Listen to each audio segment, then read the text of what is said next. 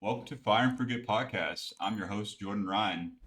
Today we got our first episode. My first guest. I'm here with Benny, podcast owner himself, Semper Sometimes.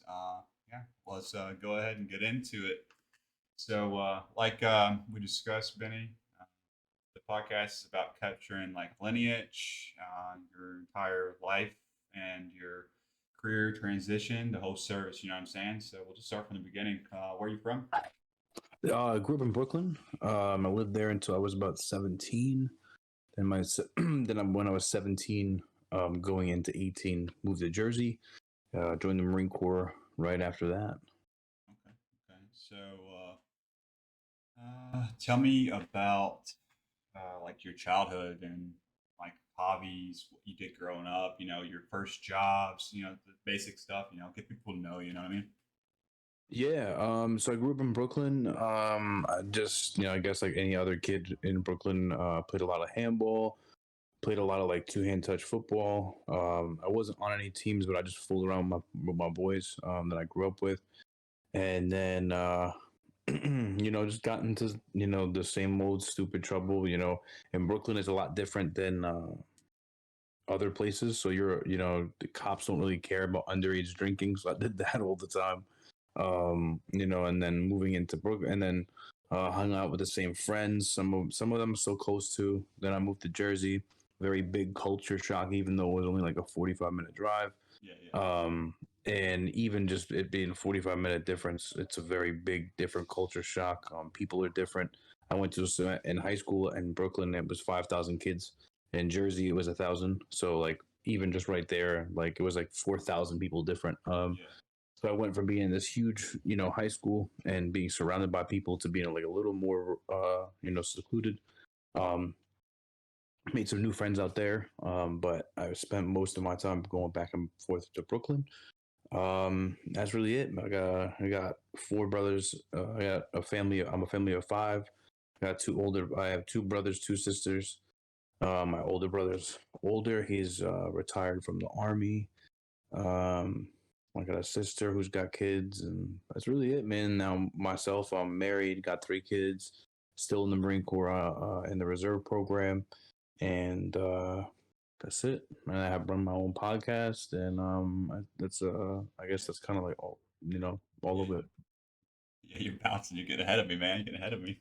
All uh, right. So yeah, that's what I was going to get into. I was going to say, tell me about like how the recruiting process went for you, like coming into the Marine Corps. What was the choices kind of led you to that point? so I thought I would never join the Marine Corps. I said that two days before I joined the Marine Corps. I said I would never join the Marine Corps. I said I would never join the military. And essentially what had happened was, so my whole life I didn't even know what the Marine Corps was, to be real. Yeah. I was one of those people who just, my brother was in the army, did 20 years. At the time it was 10. And my uncle was in the army, and my other uncle was in the army. So I only knew the army. I didn't know that there was other branches. Like I was one of those people. Like when Yeah. people are Yeah. like, "Oh, you didn't know there was a Marine Corps?" I'm like, legit, I had no idea. Um, so I had no idea there was a Marine Corps. And I was just doing my thing, high school senior, smoking pot, hanging out with my friends, and a recruiter came up to me, and I was drunk. I was in a convenience store drunk, and I was about to go smoke a blunt, and he stopped me. This little short dude named Sergeant Tice, black dude from Florida with a thick accent. And he comes up to me and just starts talking to me. And he's like, "Hey, bro," he's like, "You want to join the Marine Corps?" And he went right for the kill. Like, he was like, "Hey, bro, you want to join the Marine Corps?" And I was like, "Nah, bro, I'm good." Like straight out. I was just like, "Nah, I'm good." And I kept walking. And but I'm over, but I was brought up to be a respectful person, so I wasn't being rude. Yeah. But I was just like, "Nah, man, I'm good. I'm all right." But now the funny part though, and I always forget, like when I tell the story, I always forget like what led to this, right? Yeah. So the day beforehand, the very day before, it was a Thursday night. My brother had just gotten home. He was in the army. They get the R&R. So he was on a deployment to Iraq, but he was midway 6 months. Gotcha. So he came home for 2 weeks. And this was like his like second or third deployment to Iraq. Yeah. And this is the first time I had seen him in years. And so he's talking to me and he's like, Dad's telling me you're effing up in school because I had just gotten arrested and I just gotten in trouble for smoking pot. So I was like all messed up. Like I was I Yeah. almost not gonna graduate. Like life was happening. Um and like nothing crazy, but like I was just being stupid, just Yeah. smoking Yeah. all the Just being a time, kid, man. Just being a Yeah, kid. yeah. I was being a kid from Brooklyn, and I didn't care, so whatever. So my brother's trying to talk sense into me while he's heavily inebriated. So I'm like, bro, you were not about to tell me that I need to change my life when you're a freaking alcoholic who has been divorced 5 times and has no family. Like I was like, you're the last person I'm ever going to listen to. Yeah. So he's like, you need to join the military, da da da da. And he's like, I don't care if it's any branch, I don't care what branch it is. He's like, just join the freaking military. It's gonna change your life. You need to shape up. And I was like, bro, I'm never joining the military. I was like, I want nothing to be with. I was like, I want nothing to do with you. I want nothing to be like you. I was like, I'm not gonna become you. I was like, I'm not joining the military. And then the very next day, I leave school. I go home. I steal the remainder of his beer. I go to this convenience store with my boys, and we're getting everything ready for the night because we're gonna go out and chill in the woods and do what we do every weekend.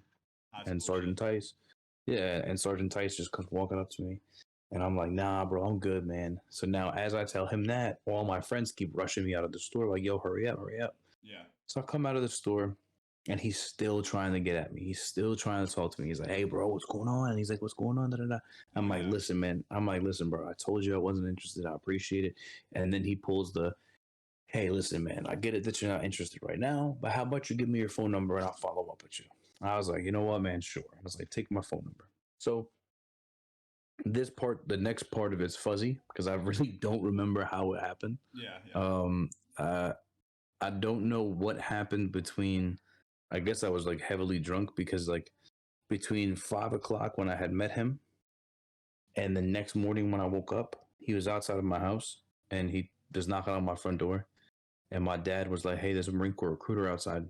Said he has an appointment. Ew. Said he has an appointment with you, and he's supposed Jeez, to bring you to bro. he's and he's supposed to bring you to the house to the office to meet with his boss and because you're supposed to go over there." Yeah. And like so, like I don't know if like I look when I tell you sincerely, I don't remember what happened between me meeting him and me somehow having an appointment because I don't remember setting the appointment. I don't. I think from what I remember, like when I really try to think about it, I think what happened was I was chilling. We were drinking in the woods, and he called me and he was texting me, and Hit he you was like, "Hey man, I would love to to have you come in the office." And then I was like, "Yeah, sure." what is it And like? then I gave him my address, and then the next morning he just showed up to my house. Um, so he picked me up the crib, and my dad, being my dad, was like, "Listen, you're not about to not go." He's like, "If I don't care how drunk you were, I don't care what you did, but he's like, if this man is here saying that you have an appointment with him, well, then you're gonna go have the appointment." Yeah, So I was like, you "Okay, gotta be a man of your word, man. That's what exactly yeah, what happened. Yeah. yeah." So I got in the car with him, went back to the office, and he did the Marine Corps benefit tag presentation, dropped tags. I picked pride of belonging, leadership management, and for financial security. Gotcha. And he just started talking to me about the whole thing, asking why it all mattered to me. And essentially, I was just like, "Listen, man, like, I don't have shit. I came up from nothing. Like, my family doesn't have anything. My dad doesn't have anything. Like, Yeah. we have a house, but like, I don't get to do. Like, I have friends that are rich, but I'm not." And I was like, "Bro, I want to be able to have a family one day, support a family. I want to get married. I don't want to get divorced." I was like, "But that's why I don't want to join the military." He was, Yeah. and he was like, "What are you talking about?" And I was like, "Bro, I have a brother who's been on 5 different deployments, who's been in the army for 9 years. He never sees his family. He's a full blown alcoholic." I was like, "Bro, I'm not trying to do that." I was like, "I'm not trying to become that person." Yeah. And then he was just like, "Nah." He was like, "I get that," but he was like, "Bro, you don't have to become that person." He was like, "Just because you join the military does not mean that you have to become this stigma." He was like, "We created this stigma." He was like, "But there's no reason why you can't be a better version of your brother." Yeah. You mind And if he I was, get in there? This is a yeah, freaking super fair point. So whenever I was recruited, I'm from literally BFE, bumfuck Egypt, Kentucky, as they Uh-huh. say. And it's the same thing, man. The recruiter came in the office. My original recruiter was pretty much ass. That dude sucked, but he got me. He caught me coming out of football practice, called me a stud, around some girls, got my number on a paper, same good old deal. But my second recruiter, Michael Dunn was his name. He was freaking Mortarman, I believe. And same thing, but he was like, "Listen, man, I was kind of like what always had the Marine Corps in the back of my head. You know what I mean?" And Mm-hmm. so he was like, Mike was like, basically, I had already did everything. I just need to go to MEPS, pick my MOS and all that stuff, and do because I had did the freaking my ASVAB in school. I did the paper copy when I was a junior, and so Mike was like, dude, because I was fucking off, same thing, you know what I mean, kind of deal, just partying and whatnot. I missed like some pulley functions, but I would run like the Wednesday PTs with them and all that other stuff, and he was like, listen, man, he's like, you can become something more than yourself if you continue down this pathway, or you can continue to fuck off. And if you fail a Yeah. code test, you miss too many pulley functions. He's like, we're starting to die down a little bit from war at this time when I came in because Yeah. I signed up at 12, and Mm-hmm. he's like, well, I'll just find somebody else, man. And I was like, all right, man, you're making a fair ass point right now. I need to get my life together a little bit, but yeah. All right, sorry, don't interrupt you. But okay. So how did you end up with your MLS? Tell everybody what your MLS is and all that other stuff, man. And we'll start getting into the military experience of your life. Yeah, so I am I'm motor T, so I'm a 3531. So I drive trucks. I've been in the Marine Corps since 2009. And I've just been a motor T operator ever since. Went to Afghanistan in 2011. That's about it, man. Okay. So obviously, Motor T, combat deployment to Afghanistan. You're in Leatherneck or something like that, and then how did you go? So were you active duty, and then you did your deployment to Afghanistan, and then you did what? How did you end up recruiting and all that other stuff? Right? That led into what I'm saying. So I joined the Marine Corps in 2009. I'm a reservist by trade. So from the jump, joined the Marine Corps Reserves. And 2011, 2010, we were at a training event, and a lieutenant came outside and was like, "Hey guys, we're deploying to Afghanistan, and we're going to start a workup, and so everyone's going to transition from reserves to active for a year." So we got 1 year orders to Afghan. 6 months we were in Lejeune, and then 7 months we were on Camp Leatherneck. Gotcha. Um, so we were there, and then right when I got off my deployment, came home and I was unemployed for a year. I didn't have a job. I couldn't find a job, and I've been making more money on unemployment. So it was like, why am I going to go work anywhere if This I'm going to is make more money on unemployment? this is in New Jersey. Yeah, Okay. yeah. So I was making more money on unemployment. So I was like, so I told my fiance at the time, like, why am I going to? And she was like the same thing. She was like, bro, why are you going to go and work all these hours at like Lowe's or Home Depot when like you literally are making more money being unemployed at home? So I was like, Sure. yeah, why not? So I just spent a year on unemployment, just fucking chilling. And then one day I bumped into a recruiter. I was still a Lance Corporal. I bumped into a recruiter, and he was like, "Hey man, why don't you come on recruiter's assistance?" And I was like, "Yeah, what is that?" And I was like, "Sure." So then I started doing like month orders here and there on recruiter's assistance. And then I became a corporal, and then I was gonna submit a package to go on recruiting duty, and then my wife got cancer, so then I withdrew my package, and I was like, you know what, I'm not gonna do anything like that until things get better, because I'm not gonna go on recruiting duty and not be able to be there for my wife through cancer. So then I got a job as a mailman. I was a mailman for 8 years. And then in 2000, so I was a mailman for 5 years, and then I went on recruiting duty at the USPS. So while I was a mailman, my wife beat cancer, fought it, she won, Oh yeah. and she was good. And then she was like, "Hey," she was like, "You need to." And during this whole time, I was still doing the reserve program. And then my wife was just like, one day she looked at me and she's like, "Bro, you need to do something with your life." She was like, "Recruiting duty was something that you enjoyed," and she was like, "Why don't you put your package in?" So then I put in my package as a sergeant. They accepted my package in 2017. So then I was on recruiting duty for 4 years on active duty from 2017 till 2021, Gotcha. and then that led me back to the reserve program. Got off recruiting duty, got off active duty, and now I'm back in the reserves as a motor C operator again.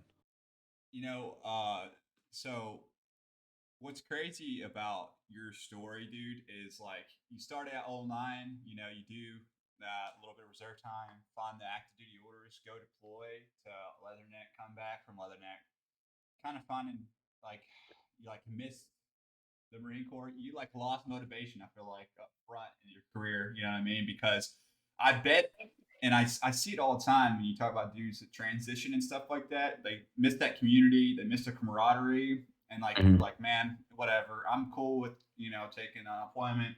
You know what I mean? You got your fiance, all that stuff. You know what I mean? Like everything seems chill, but I bet there was a portion of you that was like, dude, I freaking missed the Marine Corps.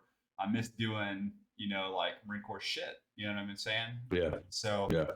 it's I hear stuff like that all the time, especially dudes that go reserve and then find active duty orders. Man, I got plenty of buddies that were like, dude, I got to switch branches so I can go out and find the active duty orders. Do an inter-service transfer and all that stuff because Hmm. Hmm. Marine Corps doesn't want to let them go active. They want to keep them in the reserves because they don't need those numbers. So Hmm. okay. All right. So here we are, 2021. Obviously, taking you're at reserve station up in New Jersey somewhere, working out of and stuff like that. So okay, let's talk about like the how you took the end of recruiting orders and then coming into starting your podcast, man. Let's talk about your podcast and stuff like that and what you do now.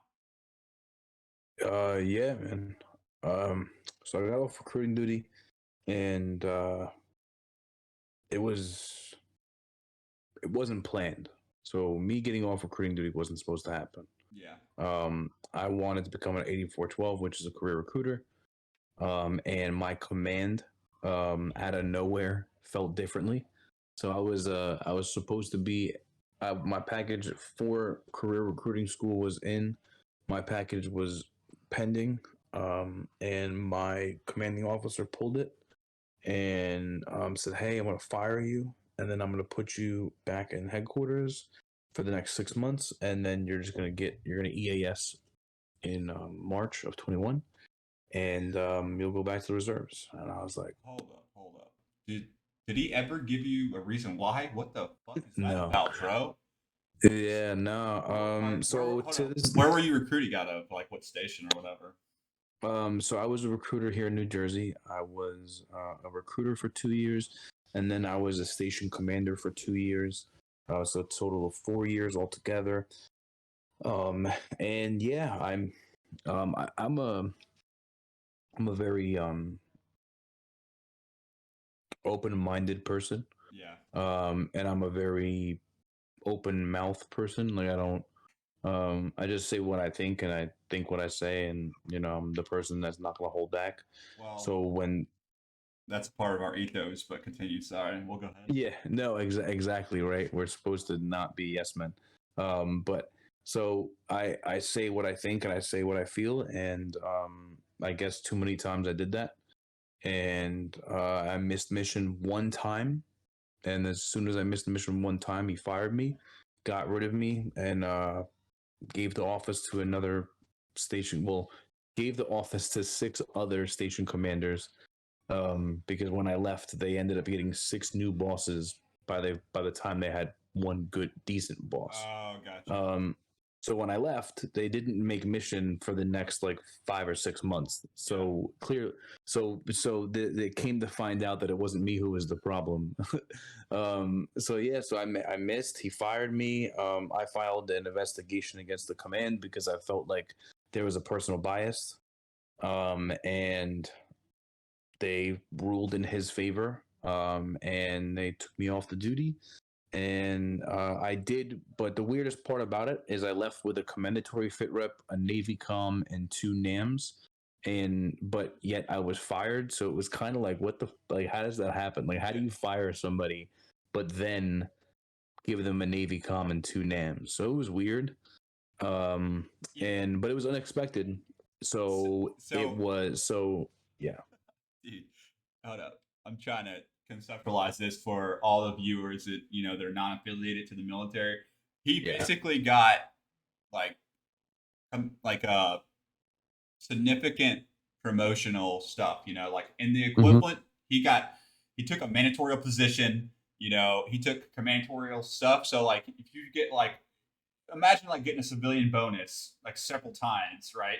And then Yeah. becoming like the CEO of a district, right, if you will.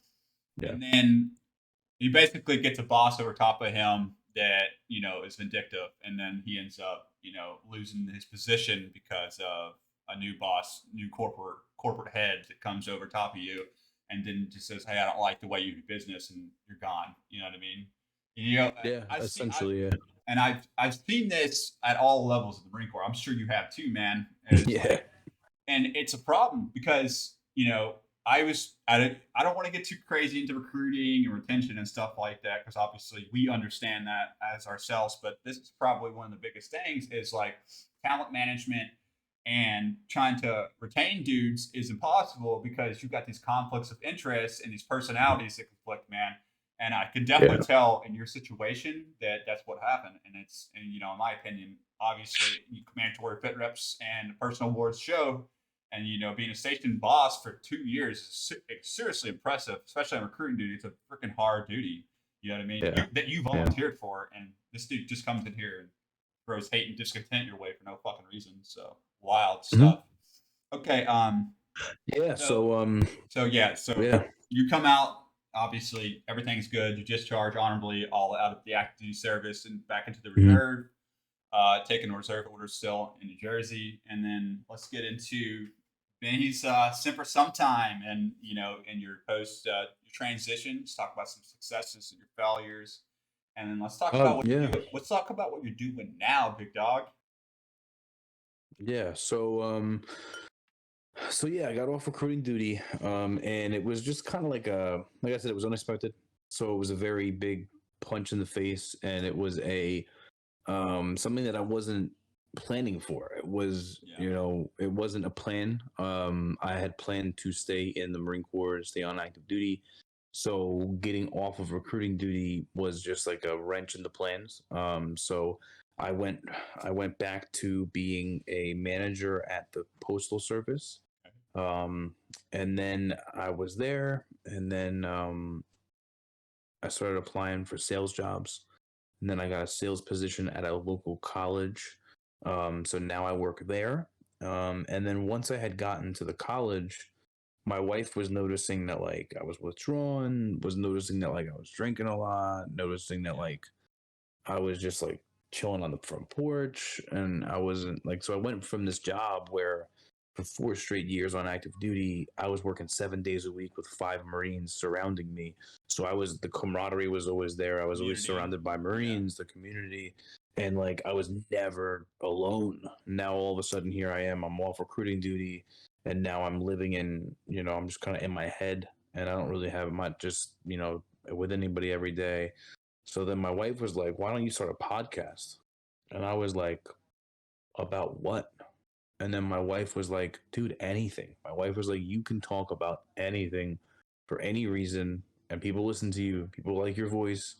And she was like, "And people have told you you have a good command voice, and that people tell you all the time that they would listen to you on a talk show or radio." absolutely. Yeah. And and my wife was like, "So why don't you just start a podcast?" And I was like, "You know what? Why not?"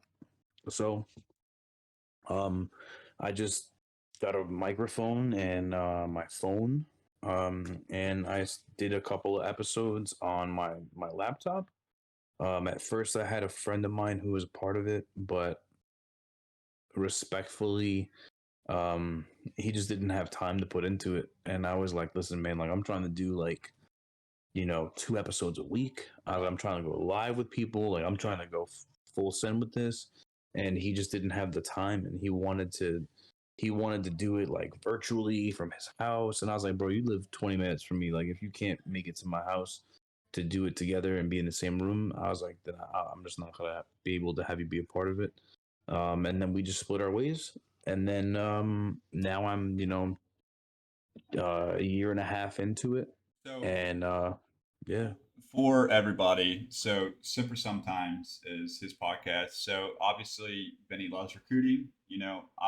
What I want you to kind of talk about is what the purpose of the podcast is. Try to give people conceptually what's really about for people to check out. You know what I mean? yeah. So it is. It's kind of formed into heavily a recruiting duty podcast, but it was never meant to be, and I don't want it to be. Yeah, we talked about that. Yeah. So yeah, so it's I'm still in. I have ADD out the ass, so it's very so like I change my mind every day. Like, oh, I want to do this, or oh, I want to do this, or oh, I want to do this. It's that 90-day But mindset, man. yeah, and no, it really is. And so what I do is I have like 175 episodes at this point. I have 70 episodes that are dedicated to Marine Corps recruiting duty, Okay. where I come on and I talk about just the mental health of recruiting duty. I talk about alcoholism on recruiting duty. I talk about physical and mental stress on the duty. I have tomorrow I'm doing an episode with a spouse, so she can come on with her husband and they can kind of talk through what the past 3 years of their lives have looked like, from their standpoint together as a husband and wife. What is it taken, as a family to be on the duty together? And then so I take that aspect because I want to be able to help the wife and the spouse or husband, help the significant other out, and give people an idea of like, hey, what can we do to get ready for recruiting? What can we expect? What are the good stories? What are the bad stories? And share the positive light, because there's a huge negative light on recruiting duty. All you ever hear is negative, negative, negative. Yeah. So I wanted to be able to have people come on and share their stories while also doing some training videos, and have career recruiters come on. So it's become a big hit. I have a lot of command members reach out to me now. I have a lot of sergeant majors and majors reaching out and asking me about the podcast, and I get a lot of good reviews from recruiters. They're like, "Hey man, thank you for helping me with my career and stuff." But then I also have segments about nonprofits, about alcoholism, about suicide.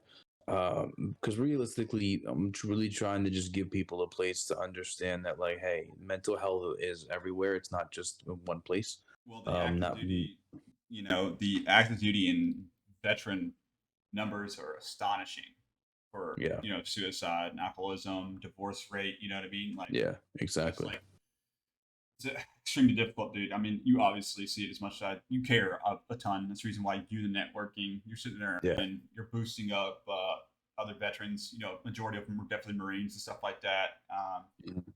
Their platforms, their careers, given their like social media, the attention, you know what I mean, and collaborating, and that's it's awesome, dude. That's one thing that turned me on. Obviously, CJ recommended me to you, dude. I looked into your stuff. I was like, this dude's man. He's dope. Looks like he cares a lot, about, and you have great community ties and involvement, and that's something that I talk about as part of my mission statement. Is I want people that want to be a part of this, veteran community, the active duty community, helping dudes transition, helping dudes network, you know what I mean? Helping dudes find those jobs, finding those links and ties to what they want to do with themselves once they, get out. Because a lot of dudes are like, oh, I'm going to go to college. I'm gonna go start a business. Well, you know how difficult that is. You obviously know. You invest into the podcast, you invest your time, your effort, stuff like Yeah. that. But you got Yeah. a family. You got bills. It takes more than just showing up one day and having successes. You know what I mean? So Yeah.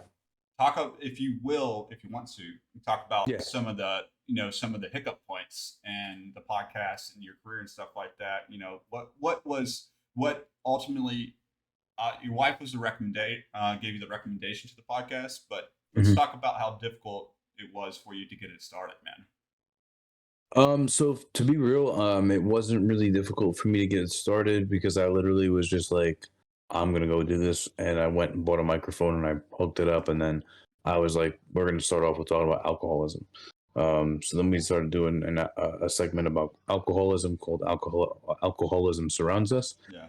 And then I had a couple of friends come on and talk about their battle with addiction and alcoholism and stuff like that. I guess for me, the thing, like I said, the hard part, like none of it was difficult, right? Making a podcast isn't difficult, Sure.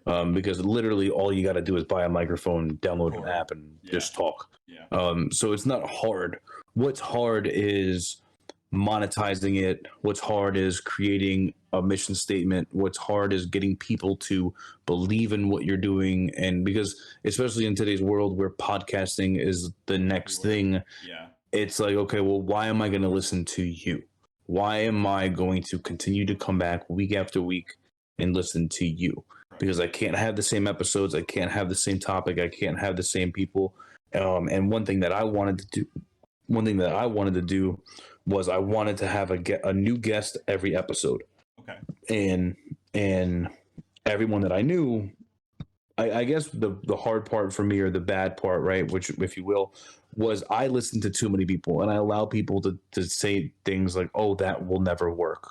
And if you are ever thinking about starting a podcast or doing anything business related, don't listen to anybody. Just fucking take the advice of people, but take it with a grain of salt. Yeah. And go where you want to go, where your gut's telling you to go, because that's what I found was better for me. Because when I started going with my gut and I wasn't paying attention to the numbers, I started to grow, and I started to have people reach out to me.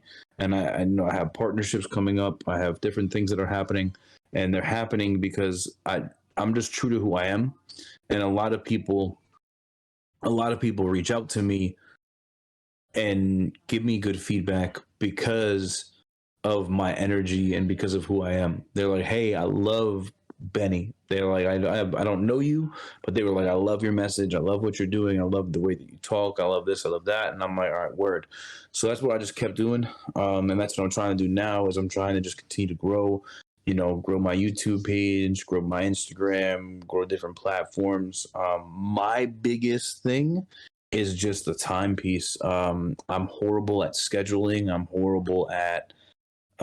great with the follow-up process. I need to get better with the, you know, I I love repping everybody else but myself. And Yeah. it's just Yeah. naturally who I am.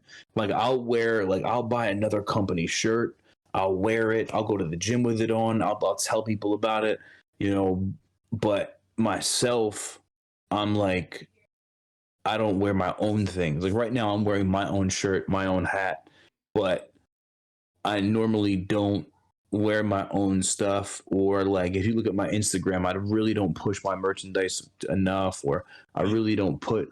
So so that's my thing, is I really gotta do more in that end, and continue to push the message and really get people to understand what Semper Sometimes is, and why I'm doing what I'm doing. So That's the hard part for me. that's what I was about to get to right now, is like your message Semper Sometimes, man. I watched your video the other day, and I love the way you conceptualize your actual statement. Semper Sometimes, man. That is something that it's a beautiful statement. It's the same thing. It's a double entendre. You know what I mean? Yeah. It's fire and forget. You know what I mean? You go for the military career, executing orders, and then you get out, and then you kind of get forgot about. You know what I mean? Yeah. They forget about you. You become the veteran. You become the dude that's just back on the block, as they say. You know what I'm saying? So, yeah, if you want to let anybody know why you chose Semper Sometimes, man.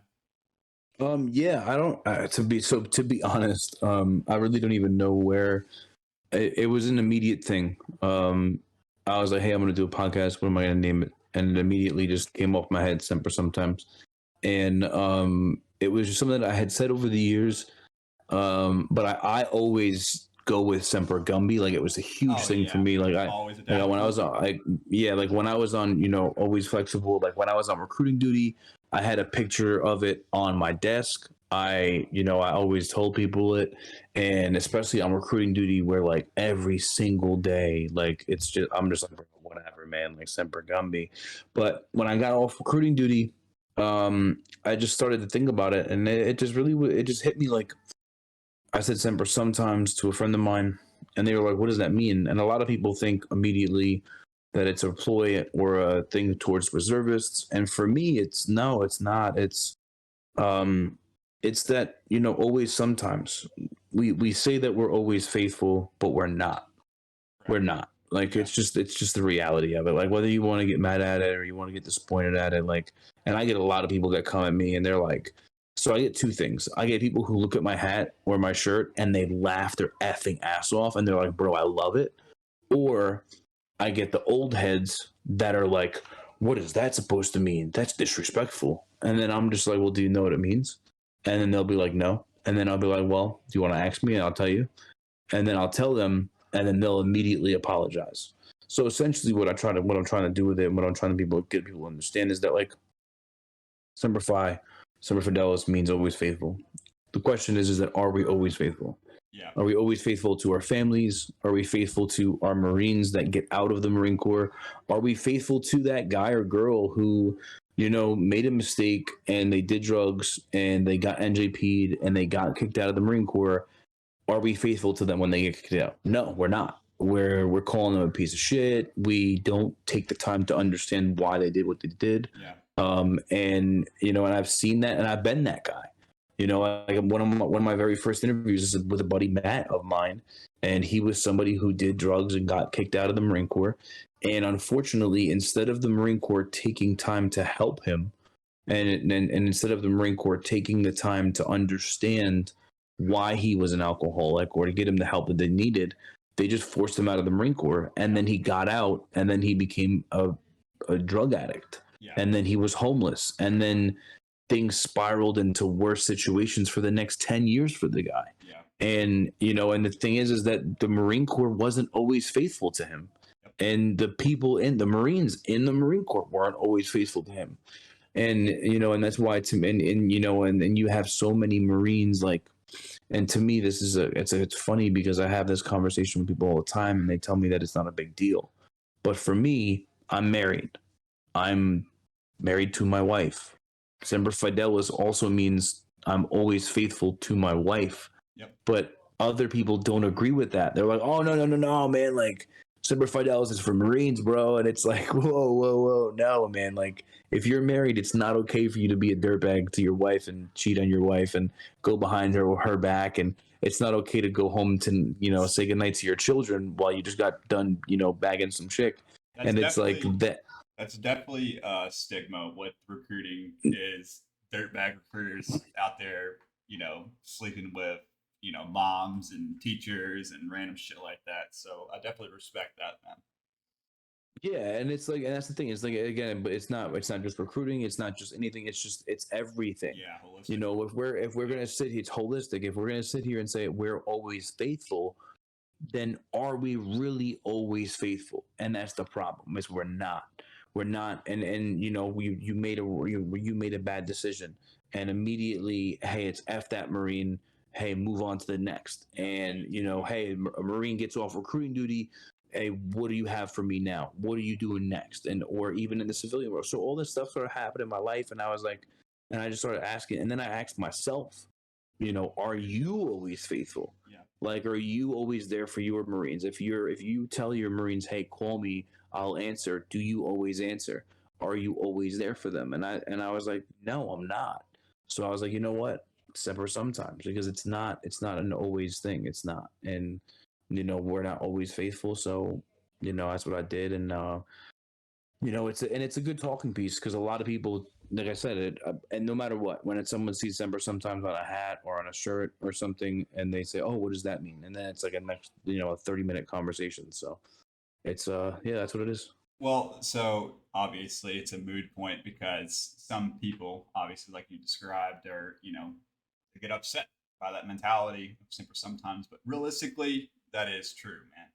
Like, there's no way, there's just no way that you can wake up every single day and have, full ethos, full send all the time, man. Especially with, family and life, and bills and struggles and transitions. You know what I mean?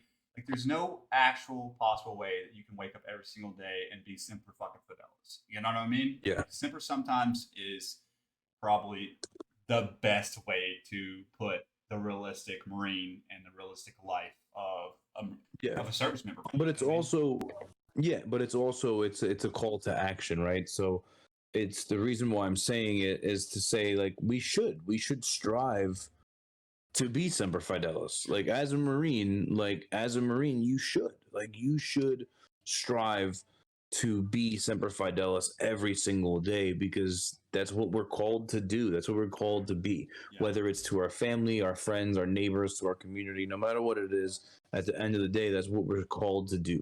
But that's why I have it as a call to action. It's like, hey, Semper sometimes, and then you're like 9 times out of 10. Like I had that happen to me.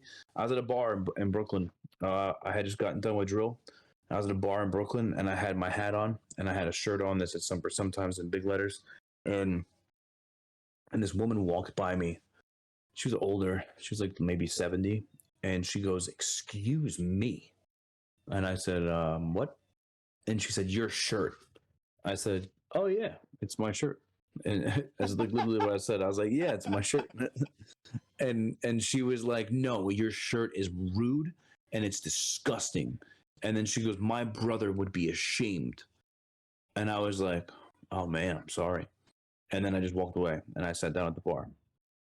So then like 10 minutes goes by and she was, I guess, on her way to the bathroom because she was actually seated next to me at the bar. I didn't know it was, there was just like someone's stuff at the bar next to me and there was no one sitting there. Yeah. So then she comes back and I guess she was the one happened to be sitting there.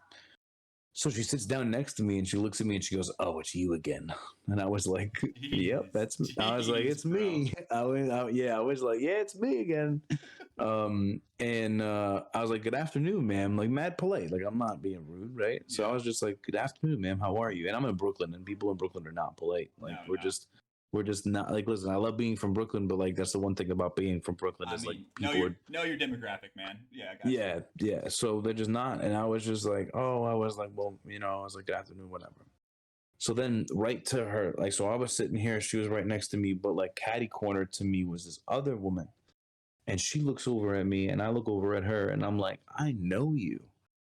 And long story short, we realized that she was my elementary school um, guidance counselor. Oh, no kidding. Huh. So, like, from 20 years ago, this woman was my guidance counselor. And now I'm having a conversation with her across the bar. And we're just talking, me and her. And I just zoned out this other lady that sat next to me. It was mad rude. And she's asking me, "Oh, like, how have you been? What have you been doing?" I was like, "Oh, I'm married with 3 kids. I'm in the Marine Corps." And then the woman goes, "Oh," she goes, "Hold on a minute." Now it completely interrupts my conversation with this other woman. Yeah. And she goes, "Hold on." She goes, "So you're a Marine and you have a shirt on that's like that?" She goes, you would think that you'd be offended by wearing it." And then I looked at her and I was like, "Ma'am, it's my shirt." I was like, "I created it. It's my company. It's my podcast." I was like, "It's me." Yeah. I was like, "I'm the one who created it, coined it. Like, it's my thing." I was like, "I own the LLC. I own the rights to it. Like, it's mine." And she was like, "Well, what does it mean?" And then I looked at her and I was like, "You know what's crazy?" I was like, "What if you had started the conversation off like that?" 100%. Yeah. That's what I said to her. I said, "What if you had just said to me, 'Oh, what does that mean?' Instead of you saying, 'That's disgusting.'" So I was like, "Do you want to know what it means?" And she goes, "Sure." Still being mad nasty. So I'm like, "Okay." I was like, "So," and I tell her the whole thing that I just told you. Yep. And then she looks at me and she goes, "Oh my God." She goes, "I'm so sorry."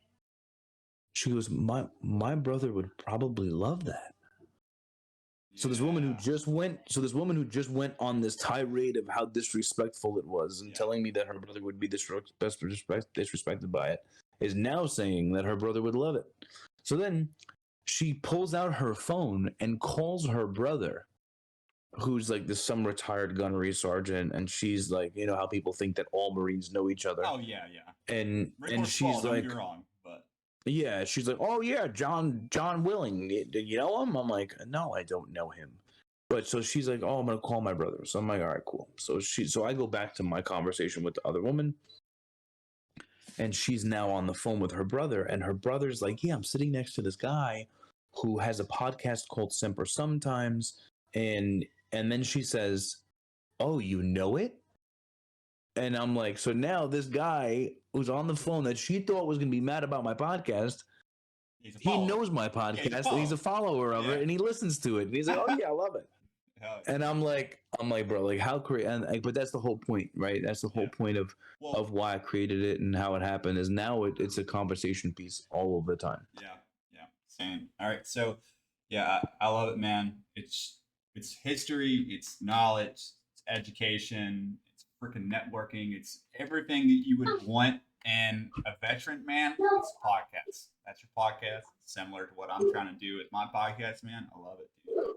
Well, we talked about it, coming on and doing this, man. I really, really appreciate you taking the time out of your day. A little bit of struggles today, a little power outage at the local area, Yeah, and yeah. a little rescheduling, man. We made it work. We'll close out on some strong notes, man.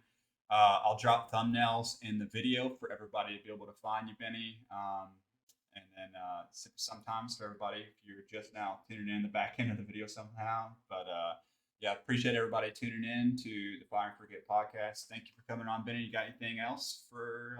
No, man. Just thank you so much for having me on, man, and good luck. I'm privileged to be the first person to be on the podcast, so that's a phenomenal thing for me. Thank you for that, and thank you for reaching out to me, man. And good luck with it. The only advice that I would give you or to anybody who's listening is have a mission in mind and just go forth with that mission. At the end of the day, it doesn't matter how many viewers you have, it doesn't matter how many listens you have, because if your message is getting out there, somebody's going to take it and they're going to absorb it. And if it changes one life, then your job is done. And that's it. And then one life will trickle into another life, and then one person will trickle into another person. And at the end of the day, that's the only way that we get to combat veteran suicide and in any suicide, right? Civilian suicide, anybody out there who's battling with mental illness, mental toughness, and stuff like that. We want to be able to help mental health. And as long as you're doing something and not nothing, you're going to grow and you're going to become, you may not get where you want to be immediately, but just, that and push forth and don't give up, because it definitely gets depressing. Like sometimes you just get, you're putting your heart and soul into something and you don't see the result quick enough. And sometimes you kind of get like you get around your head, and you're going to have haters. You're going to have people who tell you that what you're doing is stupid or what you're doing isn't working or all that. Don't listen to them. Follow your heart. As stupid as that may sound, like legit, follow your heart, follow your gut, and just take it, full send, and you'll get where you want to go at some point. I appreciate that, Benny, man. No, I really do, and I really think we're extremely like minded, bro. I can't wait to continue having conversations off the line in the podcast and staying up to date with you, man. I think that when I'm traveling through the United States, is obviously my podcast. As soon as I go in at EAS, man, I'm gonna be traveling. I'll be sure to come visit you, man. We'll grab a couple beers together. You can show me the roots of Benny and Super Sometimes, man. It'd be cool. Yeah, definitely, brother. All right, Yes, sir. I'm gonna close it out. Thank everybody for tuning in again. Thank you for all my followers and everything like that, supporters, and check out Benny Simple Sometimes. All right, Benny, I'll call you offline, brother. All right. Thanks a lot.